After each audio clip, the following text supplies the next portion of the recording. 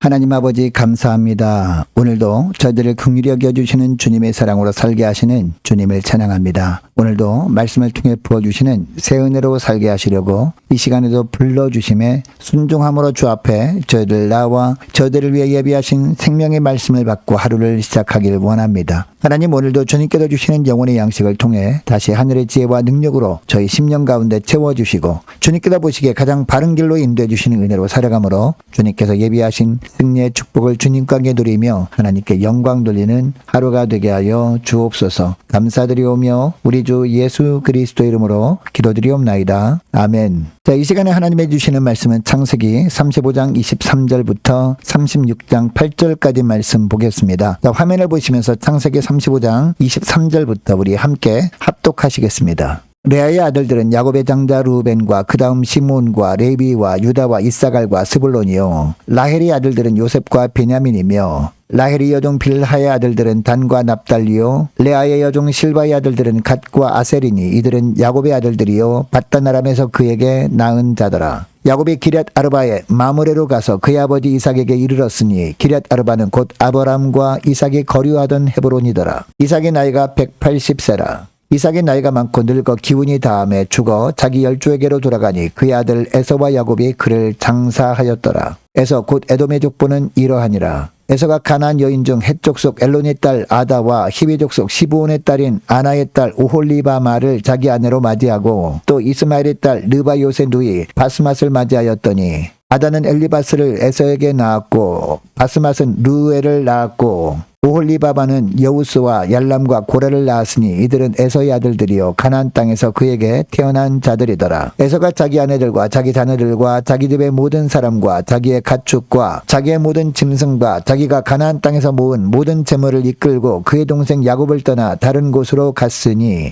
두 사람의 소유가 풍부하여 함께 거주할 수 없음이러라. 그들이 거주하는 땅에 그들의 가축으로 말미암아 그들을 용납할 수 없었더라. 이에 에서 곧 에돔이 세일산에 거주하니라. 아멘. 여러분, 인생은 기다림의 연속입니다. 그런데 그 기다림이 길어질수록 우리 마음 한구석에 정말 이 약속이 이루어질까라는 생각이 듭니다. 특별히 하나님께 받은 약속이 더디게 이루어질 때 우리 믿음이 흔들려 버립니다. 저 오늘 본문은 이 질문에 대한 하나님의 응답입니다. 야곱이 가나안으로 돌아온 이후에 이삭의 죽음을 앞뒤로 야곱의 족보와 에서의 족보를 길게 기록하고 있습니다. 얼핏 보면 단순히 이름을 다이란 것처럼 보입니다. 그러나 이 명단에 나오는 이름들 속에는 하나님이 어떤 하나님이신지를 분명하게 보여주고 있습니다. 첫째로 하나님은 약속의 자리로 다시 부르시는 하나님이라는 겁니다. 오늘 배경을 보면 야곱은 하나님의 인도하심으로 가나안 땅에 돌아왔지만 곧장 아버지 이삭의 집으로 가지 않습니다. 머뭇거리다가 우상을 숭배하던 세겜 사람들과 함께 살게 되었고 결국 디나의 사건과 같은 큰 화를 만나게 됩니다. 바로 그 결정적인 순간에 하나님이 야곱에게 베들로 올라가라 라고 말씀하십니다. 여러분, 지리적으로 보면 세겜은 베들보다 더 높은 곳에 위치해 있었습니다. 사실은 내려가라 라고 하셔야 맞습니다. 그런데 왜 올라가라 라고 하셨을까요? 베들은 단순한 지명이 아니었기 때문입니다. 베들은 야곱이 형 에서를 피해서 도망가던 그날 밤 하나님이 처음 그를 만나주셨던 곳이었습니다. 돌베개를 베고 잠든 야곱에게 하나님이 하늘 사다리를 보여주시면서 내가 너와 함께 있어 내가 어디로 가든지 너를 지키리라 라고 약속하셨던 곳, 그리고 야곱이 가나안에 평안히 돌아오면 이곳에서 하나님께 예배드리겠다라고 서원한 바로 그 자리였습니다. 그러니까 올라가라 라는 말씀은 단순한 이동 명령이 아니라 처음 사랑의 자리, 처음 약속의 자리로 다시 올라오라 라는 부르심이었던 겁니다. 여러분, 우리에게도 베들이 있습니다. 처음 주님을 만났던 자리, 처음 헌신했던 자리, 처음 약속드렸던 자리가 있습니다. 그런데 어느 순간 정신을 차려보면 우리는 세상을 상징하는 세겜에 머물러 있을 때가 많습니다.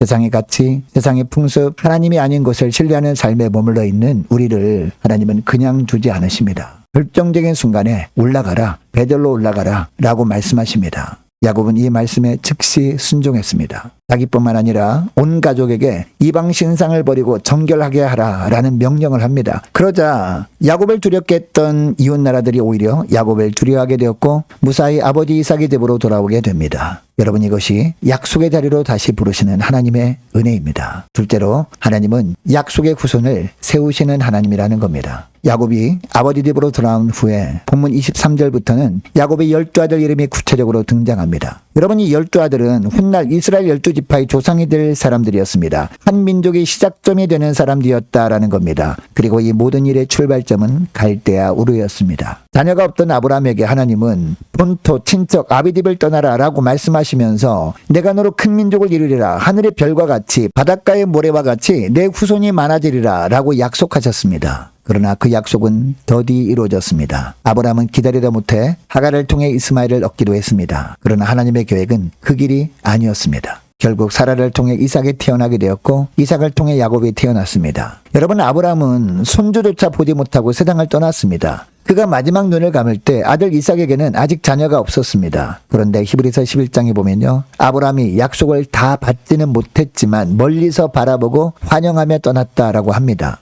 그리고 오늘 본문에서 그 약속이 어떻게 이루어지고 있습니까? 아브라함이 생전에 보지 못했던 야곱의 12아들이 한 사람도 빠짐없이 이름으로 호명되고 있습니다. 여러분, 하나님은 한 사람도 잊지 않으셨고 한 약속도 흘려보내지 않으셨습니다. 여러분, 우리가 기도하는 자녀들, 눈물로 심은 신앙의 씨앗들, 평생 붙들고 살아온 그 약속들을 이 땅에서 우리가 다 보지 못해도 괜찮습니다. 하나님은 결코 잊지 않으시고 다음 세대를 통해, 그리고 또 그 다음 세대를 통해서 약속을 이어가시는 하나님이시기 때문입니다. 여러분, 이것이 약속의 후손을 세우시는 신실하신 하나님의 모습입니다. 셋째로 약속을 위해서 모든 환경을 다스리는 하나님이라는 겁니다. 자, 오늘 본문에 나오는 에서의 족보를 보면 흥미로운 부분이 있습니다. 에서는 하나님의 언약을 이을 자손이 아니었습니다. 그런데 왜 그의 족보가 이렇게 자세히 기록되어 있을까요? 36장 6절과 7절을 보면 에서는 자손도 많았고 재산도 넉넉해서 야곱과 한 지역에 함께 머물 수 없을 정도였습니다. 결국 에서는 세일산으로 옮겨갑니다. 만약 하나님이 에서를 축복하지 않으셨다면 어떻게 되었을까요? 야곱은 형의 분노를 평생 피해 다녀야 했을 겁니다. 외삼촌 집에서 얻은 모든 재산을 빼앗기게 되었을지도 모릅니다. 약속의 백성은 시작도 하기 전에 무너졌을 겁니다. 그런 하나님은 에서에게도 세상의 축복을 넘치도록 부어주십니다. 그래서 에서가 야곱을 향한 분노를 내려놓을 수 있게 하셨고 두 형제가 평화롭게 헤어질 수 있도록 모든 것을 다스리셨습니다. 여러분, 하나님은 약속을 이루시기 위해서 언약 백성만 사용하시는 것이 아닙니다. 언약 밖에 있는 사람들의 형통까지도 사용하십니다. 우리 주변의 모든 환경, 도무지 이해할 수 없는 일들, 심지어 우리를 대적하는 것 같은 사람들의 인생까지도 하나님은 당신의 약속을 이루시는 도구로 사용하십니다. 요셉이 형들에게 팔린 일도, 모세가 광야에서 40년을 보낸 시간도, 다윗이 동굴에서 쫓겨다닌 세월도 모두 하나님의 약속을 이루는 과정이었습니다. 우리 인생에 이해되지 않는 그 한 자락도 결코 헛되지 않습니다. 여러분, 오늘 본문은 표면적으로는 이삭의 죽음과 두 아들의 족보처럼 보입니다. 그러나 그 안에는 하나의 진리가 흐르고 있습니다. 하나님은 반드시 약속을 지키시는 분이라는 사실입니다. 아브라함은 약속의 성취를 다 보지 못하고 떠났습니다. 이삭도 야곱의 12아들이 다 자라는 것을 보지 못하고 180세에 눈을 감았습니다. 그러나 하나님의 약속은 한 세대를 넘고 또 한 세대를 넘어 반드시 이루어졌습니다. 지금 우리에게 주신 약속도 더디게 느껴질 수 있습니다. 우리가 이 땅에서 그 응답을 다 보지 못할 수도 있습니다. 그러나 분명한 사실은 하나님이 정하신 때에 하나님의 정하신 방법으로 그 약속은 반드시 이루어진다는 겁니다. 이것을 기억하시고 어떤 환경에서도 결코 낙심하지 마시고 끝까지 십자가 붙들고 믿음의 눈으로 약속을 바라보며 살아가는 여러분 되시기 바랍니다. 그 약속을 시작하시고 이어가시고 완성하시는 하나님께서 오늘도 저와 여러분과 함께 하십니다. 저번에 말씀을 기억하고 이 시간에 기도할 때 이렇게 기도했으면 좋겠습니다. 하나님, 처음 약속의 자리 베델로 다시 올라가는 순종의 신앙을 회복시켜 주옵소서. 하나님, 우리의 가정과 다음 세대를 통해 약속을 이어가시는 하나님만을 신뢰하게 하옵소서. 하나님, 우리 인생의 모든 환경을 다스리시는 하나님을 끝까지 믿음으로 바라보게 하옵소서. 간절히 기도하는 이 새벽 될 수 있기를 축복합니다. 계속해서 기도하기를 원하는 것은 오늘 목요일입니다. 오늘 있을 목요 전도단 위에서 함께 기도하기를 원합니다. 각 구역 식구들과 자녀들을 위해서, 남녀 전도회 청년부 임력원들을 위해서, 교회 재정을 위해서 함께 기도하기를 원하고, 유초등부 중고등부 청년부를 위해서, 남녀 전도회와 각 구역을 위해서, 구역장들과 권찰들을 위해서 함께 기도하기를 원하고, 많은 환우들을 위해서 기도해 주시기 바랍니다. 취업을 앞둔 지체들을 위해서, 선교사님들 가정들을 위해서 나라와 민족을 지켜주시도록 함께 기도하기를 원하고, 우리 교회 앞날을 위해서 저와 여러분이 가지고 나온 기도 제목을 놓고 이 시간에 함께 기도하기를 원합니다. 기도하겠습니다.